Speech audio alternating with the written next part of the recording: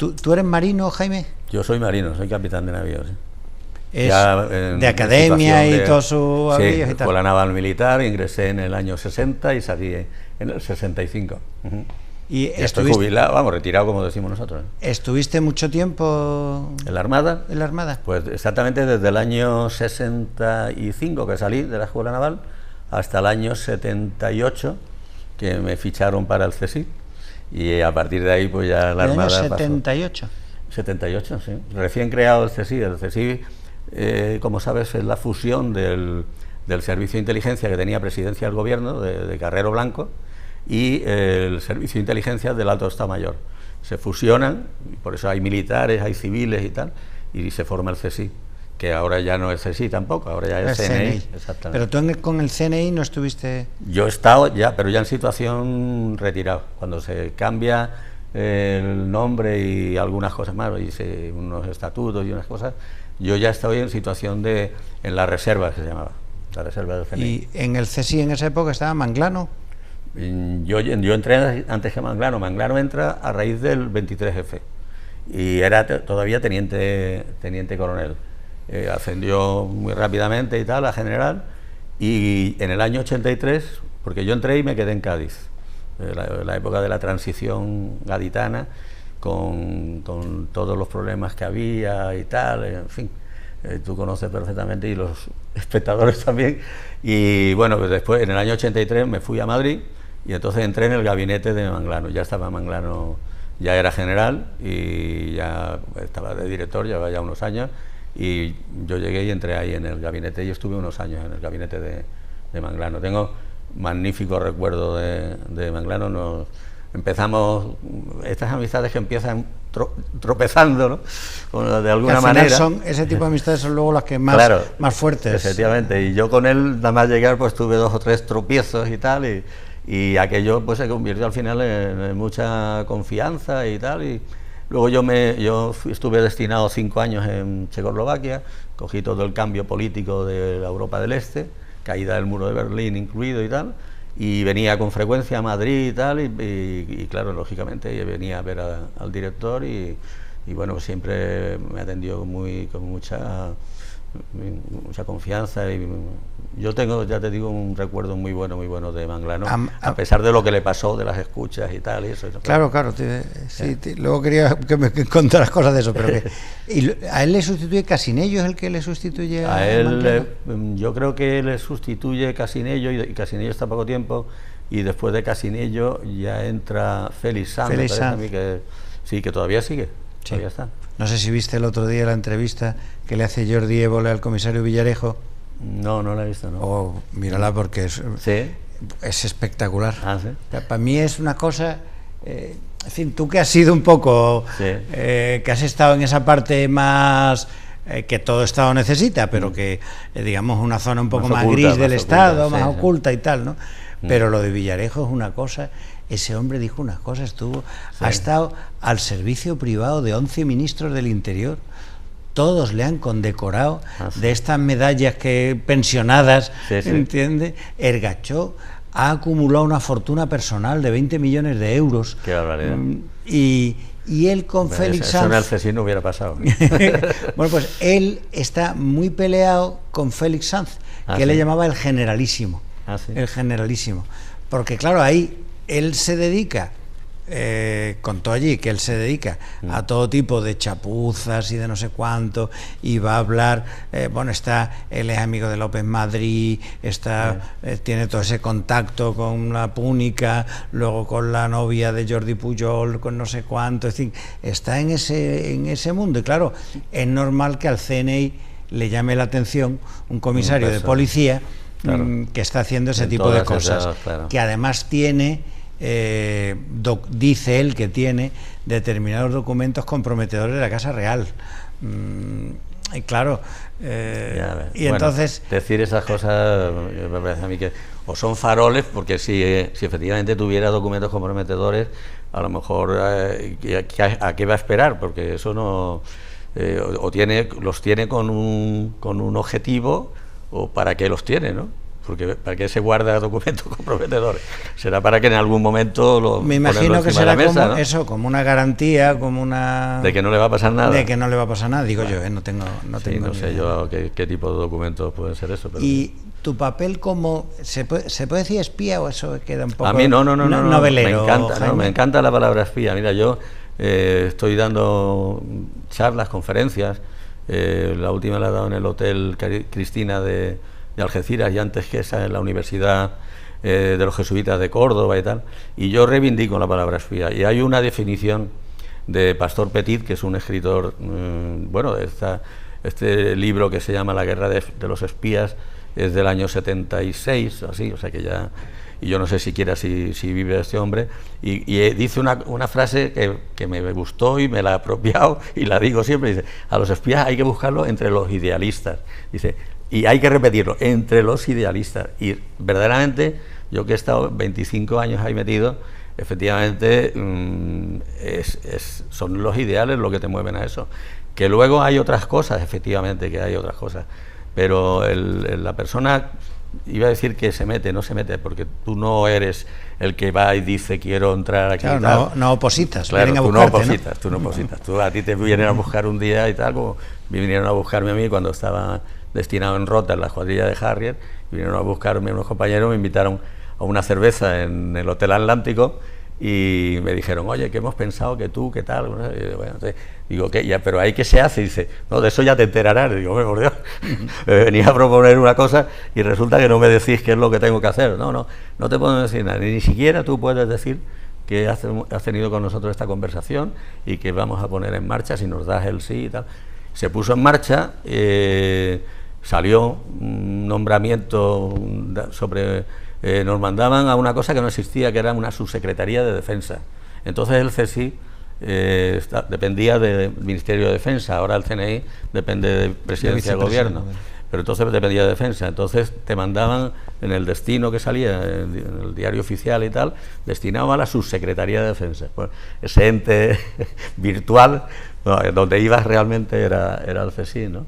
Y entonces, bueno, pues un rebote gordísimo en Rota, mi jefe, tanto les molestó el tema, que además yo no les había dicho nada porque no podía decírselo, que consiguieron que quitaran el nombramiento.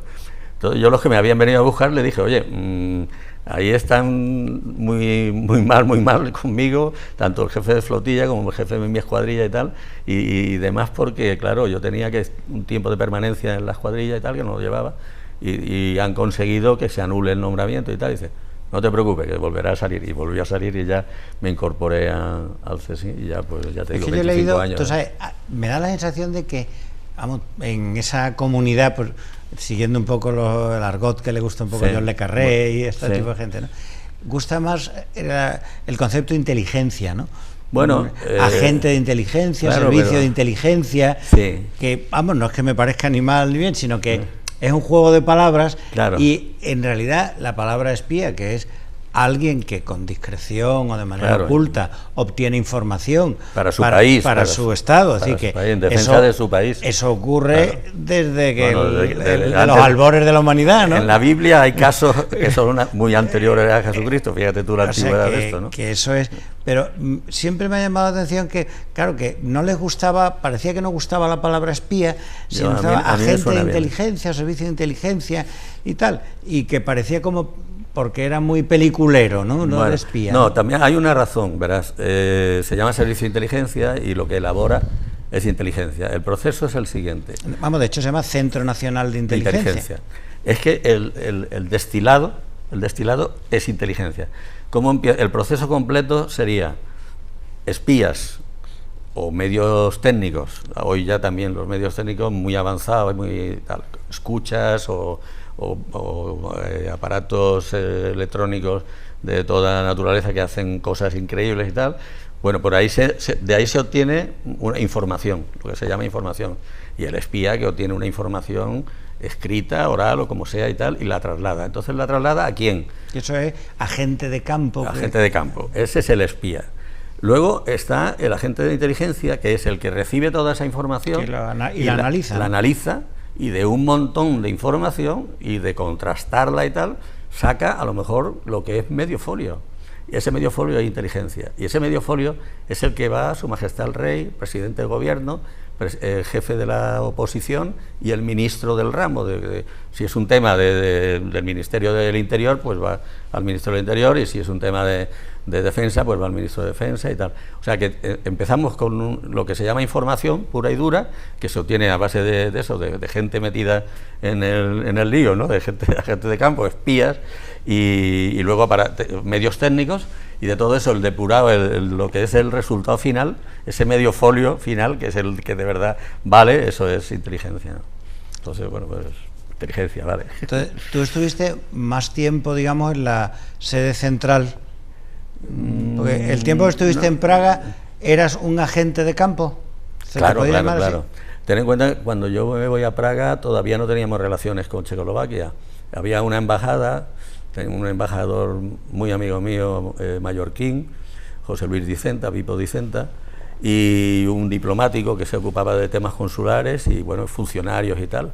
No había más. Y la relación con Checoslovaquia, todavía era Checoslovaquia, estaban unidas, pues era una relación muy de trámite. Eso es, ¿no? Antes de la caída del muro. Antes de la caída del muro. Es cuando yo llego 80 allí. Y algo. Sí, en el 89, cae el muro en el año 89, el 9 de noviembre del 89 es la caída del muro.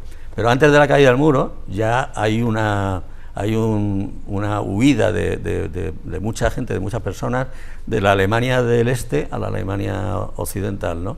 Y muchos pasan por Praga, muchos. Llegaban en unos coches, los Trabant, no sé si los conoces, sí.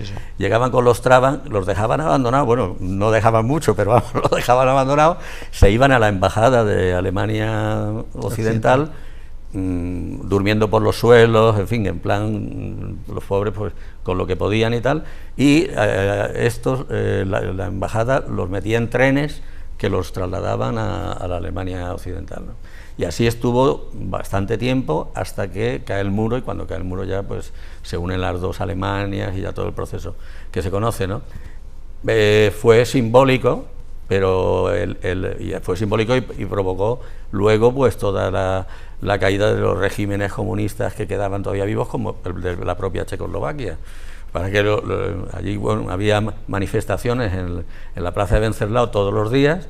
Empezaron los estudiantes, muy numerosa, llenando la plaza, tal. Todavía Havel no aparecían otras personas por allí. Hay un día muy significativo. Havel era dramaturgo, era escritor. Sí, era dramaturgo y estuvo en prisión mucho. Además, bueno, luego fue presidente de la República, estuvo en prisión mucho tiempo, tenía problemas pulmonares, fumaba muchísimo. Era un hombre, yo he comido varias veces con él y era un hombre encantador en el trato personal y bueno, y hasta tímido, diría yo, ¿no? Y bueno, pues cuando empiezan esas manifestaciones, un día digo que es significativo porque del cinturón industrial, digamos, se unen a los estudiantes los obreros, ¿no? Viene una masa de obreros enorme y se unen todos juntos. Tanto es así que ya en la plaza de Venceslao, que es bastante grande, ya no cabían. Entonces se trasladan las manifestaciones al parque del Etna, donde cabían hasta 1 millón de personas. Y en el estadio del Sparta de Praga, que está allí pegado al parque allí desde una de las gradas hacia afuera, hacia la calle, allí es donde se subían y hablaban los dirigentes. Y allí ya aparece Václav Havel y aparecen Alexander Duche y aparecen otros dirigentes históricos de Checoslovaquia. Duche había sido depurado de la primavera de Praga. Hombre, sí, habían mandado de guardabosques, me parece que habían mandado al hombre. Por promover la democracia. Era un admirador de la pasionaria. Yo he hablado con Duche también, he tenido tipo curioso, la suerte. Duche. Los dos son personas muy interesantes. Muy interesantes. Te envidio mucho por haberlo conocido. Escribí un obituario cuando murió Václav Havel y lo describía. Bueno, un hombre muy inteligente, por supuesto, que no quería ser político. Y una talla intelectual de primer Pero nivel. Pero te voy a contar una anécdota. Ha salido en la prensa hace poco una especie de, un gaditano de perfil, ¿no? De José Joaquín León y tal. Y sale una foto en que yo estoy saludando a nuestra reina emérita, Reina Sofía, en una visita que hizo. Y bueno, pues hubo cena, hubo enseñarle muchos sitios y tal, hubo mucho contacto con ella. Y en un momento determinado le dice al embajador, yo quiero conocer al padre Mali. allí no teníamos ni idea, ni yo que estaba en el servicio de inteligencia, quién era el padre Mali. El padre Mali, pues bueno, localizamos al padre Mali. Y hay otra foto que bueno, pues que estoy yo en la mesa, es una mesa de 8 o 10 personas nada más, donde está Su Majestad la Reina, y a su lado está el padre Mali. ¿Y quién era el padre Mali? Pero supongo que ya han pasado muchos años, no sé si viviera todavía. El padre Mali era el que le empujaba a Václav Havel, era el que movía los hilos en la retaguardia, ¿no? Y el que le decía a Havel, porque Havel, ya he dicho antes, era un hombre tímido, era un hombre que estaba comiendo enfrente tuya y no levantaba la vista del plato, y cuando se dirigían a él y tal, en inglés, hablaba bien inglés, y cuando se dirigían a él y tal, o le hacían una pregunta directa, entonces pum, la respondía escuetamente y seguía comiendo. Era un hombre muy interesante, interesantísimo. A pesar de sus problemas pulmonares, siguió fumando y se murió de lo que se tenía que morir, lógicamente, pero muy interesante. ¿Y tu trabajo cotidiano consistía en establecer contactos con la gente, o tú tenías también eso, es decir, que personas que dependían de ti, que te traían información, o tú tenías que estar en permanente contacto, lo mismo que con Dubche o con Havel, sí, con mucha otra gente hablando para comprender lo que estaba ocurriendo en el país, ¿no? Yo le contaba el otro día a José Joaquín que aquello era un nido de espías y de periodistas. Había, bueno, todos los periodistas que están ahora en el candelero, todos estos que aparecen desde Alfonso Rojo y toda esta gente, todos estaban allí, todos allí. Aurora Mingue, Alfonso Rojo, Germán Terz, Ricardo Starriol, en fin, de toda la prensa. Germán Terz, que además es de origen austriaco. ¿Quién? Germán Terz, Germán Terz, que es de origen austriaco. Sí, bueno, había de toda la prensa nacional. Allí tuve el honor de conocer a Paco Villagaray, no sé si te acuerdas de él, era corresponsal de Televisión Española. Muy grande, y un pedazo de periodista, bueno, como la copa enorme, de un pino. Yo hice mucha amistad con él. Me hacía gracia porque él decía que en Viena acababa la civilización. Sí, él vivía en Viena. Claro, él era el corresponsal para toda esa zona, pero desde Viena, ¿no? En Viena. Cuando murió, su viuda me llamó por teléfono para comunicármelo, porque hicimos muy buena amistad y ya te digo, bueno, fue pues un clásico durante bebíamos. décadas, Un día se vino a dormir a mi casa porque él no conducía, tenía chofer y coche.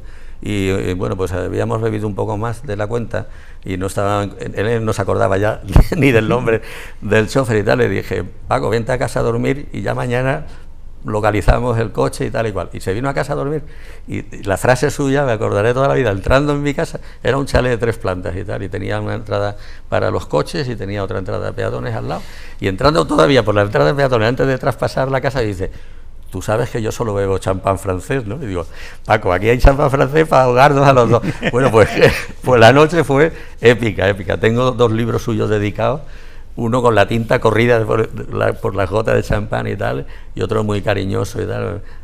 Yo lo quería mucho y hicimos muy buena amistad. Y, bueno, pues allí yo tenía como misión, por supuesto, seguir la evolución no solamente de Checoslovaquia, sino de otros países de la zona. Entonces, claro, tenía que tener información directa, pues incluso de los políticos, ¿no? Pues yo hablaba mucho con los políticos, incluso tuve una buena coartada, que cuando yo allí me nombraron presidente del Círculo Diplomático de Praga. Eso era en representación de los diplomáticos extranjeros, claro, que estábamos en las distintas embajadas.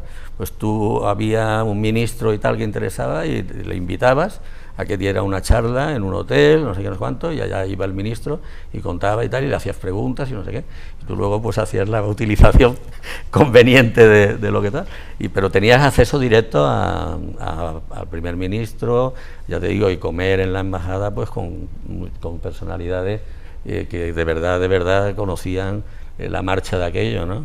Y que era lo que nos interesaba a España, ¿no? Como país, hacia dónde va a ir eso, hacia dónde va a evolucionar y tal.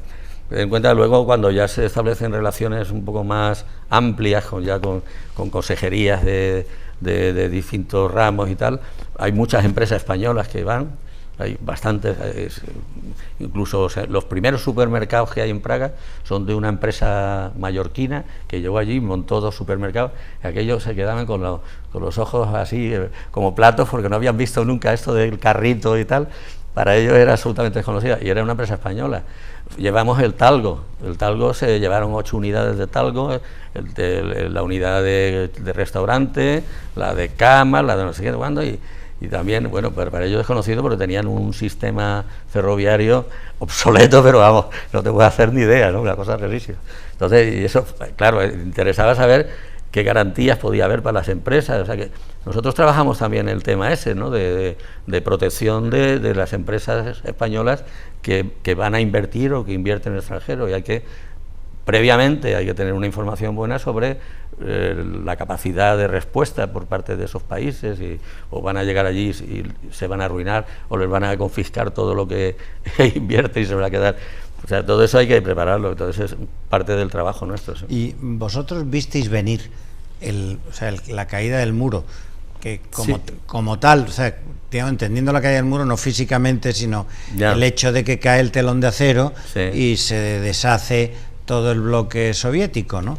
Pues mira, yo cuando me fui para allá, me acuerdo, Manglano al principio me decía, ¿pero te vas a meter allí con la familia y tal? Digo, pues sí, director, yo voy con mi familia, como un diplomático como más, todos llevábamos el pasaporte diplomático y tal y cual. Bueno, y como era así, además, claro, de acuerdo, Ministerio de Asuntos Exteriores, que es el que te autoriza y tal, ¿no? Y le dije, no hay ningún peligro. Entonces él me decía, es que hay 2 países que realmente va a ser muy difícil que evolucionen hacia la democracia y tal, y me citó Checoslovaquia y Rumanía, que estaba Ceausescu todavía, ¿no? Y además eran regímenes realmente duros. Era un comunismo muy férreo. Y Rumanía un poco más despiadado, ¿no? ¿Quién? Rumanía un poco más despiadado, ¿no? Sí, más Checoslovaquia despiadado. Ha sido siempre Más, era un poco más europeo, un sí. poco más... eran todos dictaduras, pero claro, Rumanía tenía un punto muy Ceausescu, despótico. La personalidad de Ceausescu es que era un dictador, ¿no? Y tenía a todo el mundo absolutamente sometido. Y el comunismo que yo viví en Checoslovaquia al llegar realmente era muy duro también, pero luego la evolución fue muy favorable. Hicieron una cosa... Además, la revolución de terciopelo se llama. Terciopelo, sí, esas manifestaciones que te contaba antes, de que llegaban primero en la plaza de Venceslao, luego en la plaza de Letna, ¿no? Y de llegar a tener a 1 millón de personas allí metidos y tal, con un orden absoluto. Se desmaya una señora en la primera fila y se abre un pasillo para que entre la ambulancia, la recoge y se la lleva. Una cosa de verdad espectacular. Se va el 1 millón de personas que estaban allí y no hay un papel en el suelo. Es que yo me quedaba asombrado, digo, pero esta gente, ¿quién les ha...? Bueno, pues estaban acostumbrados porque el régimen era realmente duro y no admitía tonterías ni cosas también de esas. Chequia, ¿no? Como formó parte del Imperio Austrohúngaro, era siempre muy europea, ¿no? Sí. Es muy culta la gente tú allí. Te ibas alejando un poquito más, entrando más camino de los límites de la Unión Soviética, y eso empezaba a ser Oriente. Por eso la Butad, aquella que decía tu amigo Paco, de que en Viena terminaba la civilización, ¿no? Pero claro, tú ibas avanzando y ya empezaba a haber otros componentes, ¿no? Allí, ya te digo, el cambio fue muy duro, muy brusco. Como detalle, simplemente, los hospitales, el servicio hospitalario y médico y tal, era desastroso, pero absolutamente desastroso, pero hasta en higiene y tal, de reutilización de material, de jeringuilla, de tal. O sea, no había absoluta asepsia ninguna, una cosa tal. Pero había un hospital que tenía oxígeno en las habitaciones, televisión y tal. Para los jerarcas del los jerarcas y tal, y los diplomáticos extranjeros. Nosotros teníamos acceso a ese hospital. Pero yo tuve una hija mía, la mayor, se casó y fue de viaje de novios allí y tal, y dimos una cena en casa para los diplomáticos de la embajada y para amigos y tal, y bueno, pues mi yerno se cayó y se hizo una brecha y tal, y se lo llevó unos checos que estaban, lo cogieron un coche y se lo llevaron. Y se lo llevaron a varios hospitales de esos que tal, y bueno, es que y apareció luego al final, al cabo de un rato, apareció con tú has visto los jugadores de hockey, estos indios que llevan como una cosa así, pues no le habían puesto una tirita, le habían puesto como una flor ahí arriba y tal, una cosa rarísima, pues, y él no podía acceder al hospital este de los jerarcas, ¿no? Cuando tú llegas, ¿qué, 86? ¿Qué año? No, yo llego en el 89. En el antes mismo 89. De la caída del mismo 89. Vale. Sí. No, porque claro, que era para preguntarte cómo se... Porque yo tengo la sensación de que a todos los servicios de inteligencia occidentales les pilla de improviso. Claro, si tú llegas, cuando empiezan ya esas riadas humanas que iban hacia Austria o hacia Hungría, que iban a dar la vuelta, y las manifestaciones en Leipzig, y luego, pues claro, yo ya llego en esa época. Claro, ya se ve que se está desmoronando, ¿no? Sí. Ya te digo, aunque aquí, según informes que había y tal, Checoslovaquia y Rumanía iban a ser... Y si no matan a Ceausescu, yo creo que hubiera sido, hubiera sido un baño de sangre. Sí. Ahí, bueno, Ceausescu se puso nervioso. Una sorpresa, pero bueno. Entonces, que quizá, yo recuerdo aquella época, que era cuando empieza todo... Yo creo que todo empieza, aparte de que el sistema era inviable porque era ineficiente, ¿no? Entonces, como era ineficiente, o sea, aparte de que no hubiera libertad, económicamente era ineficiente. Entonces, las dos cosas juntas eran tremendas. Pero la elección de Juan Pablo II sí, hombre, claro, tiene un efecto brutal, porque inmediatamente nace Solidaridad en Danzig, Polonia, y entonces todo con termina Jaruzelski de presidente y tal, y empieza Polonia a abrirse por la presión de la Iglesia Católica, muy fuerte en Polonia, claro, que es muy fuerte en Polonia. Entonces, claro, ese sindicato haciendo reivindicaciones salariales, encabezado por sacerdotes, apoyado por el Vaticano, y los obreros, claro, pero claro, tenían todo el mundo detrás, pero a lo mejor los obreros en Praga también, cuando la primavera de Praga estaba todo el mundo, entran los tanques soviéticos y no pasa nada. Ya ir contra el Vaticano, contra no sé cuánto, contra todos esos sacerdotes que iban con Lech Walesa y tal. Y yo creo que ese es el momento en que llega Juan Pablo II y ahí empieza a cambiar algo, ¿no? Sí. Sin duda ninguna, la influencia de la Iglesia Católica en todo este proceso, grande, ¿no? Muy grande, y como tú dices muy bien, empieza en Polonia, siendo un papa polaco que tenía allí a su iba a decir su clientela, no su clientela, sus seguidores, bueno, ¿no? Tenía, claro, o sea, por un país de una sigue siendo implantación del catolicismo, ¿no? El catolicismo es muy fuerte en Polonia. Y yo creo que ahí es el momento donde eso empieza a irradiarse, primero por todos los países del cinturón de la antigua Unión Soviética, y luego el golpe de Estado contra Gorbachev. Había en Checoslovaquia, que es lo que yo viví más al principio cuando llegó, había hasta un cierto conformismo con esa situación, ¿no? O sea, ellos decían, bueno, aquí estamos todos iguales, y no aspiraban a más, y efectivamente pues estaban todos iguales, pero por abajo, ¿no? O sea, la igualdad por abajo. Entonces, pero bueno, se habían hecho a eso y tal, y bueno, pues ahí estaban. Nosotros teníamos en casa dos chicas de servicio, tal, una cocinera y una de cuerpo de casa. La de cuerpo de casa tenía casada con un ingeniero de minas, y ella enfermera. Y Dacha ha venido a vernos hace poco, tenemos muy buena relación con ella, y aquí a Cádiz. Y yo le decía, Dacha, pero a ustedes que tienen una profesión como enfermera, como ingeniero de minas y tal, pues, ¿por qué trabajan como domésticas en las casas y tal igual? Y dice, porque nosotros ganamos mucho más dinero trabajando como doméstica en una casa de lo que pueda ganar entre mi marido y yo trabajando cada uno en su profesión, ¿no? Vamos a hacer un pequeño receso y ahora seguimos, ¿vale? Cuando tú quieras.